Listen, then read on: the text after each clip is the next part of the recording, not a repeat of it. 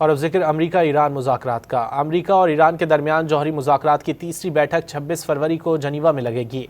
ईरानी सदर ने मुज़ाकरात पर इत्मीनान का इजहार कर दिया। अमरीकी नुमाइंदा खुसूसी का कहना है कि ट्रंप ईरान की साबित कदमी पर हैरान हैं।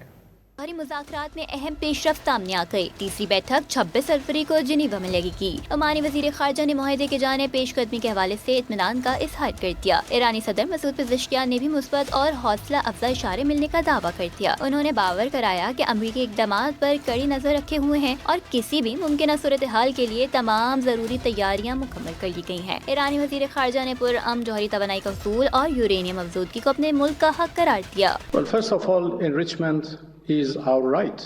We are a member of NPT and we have every right to enjoy a peaceful nuclear energy, including enrichment. How we use this right is something related to us only. The enrichment is a sensitive part of our negotiation. दूसरी जानिब Trump के नुमाइंदे Steve Witkoff का कहना है कि सदर Trump Iran की साबित कदमी पर हैरान हैं। ट्रंप जानना चाहते हैं कि ईरान ने अब तक हथियार क्यों नहीं डाले। I don't want to use the word frustrated. It's almost because he understands he's got plenty of alternatives.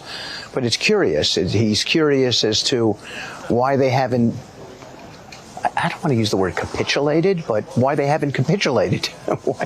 Why under this sort of pressure with the amount of sea power, naval power that we have over there, why they haven't come to us and said, we profess that we don't want a weapon.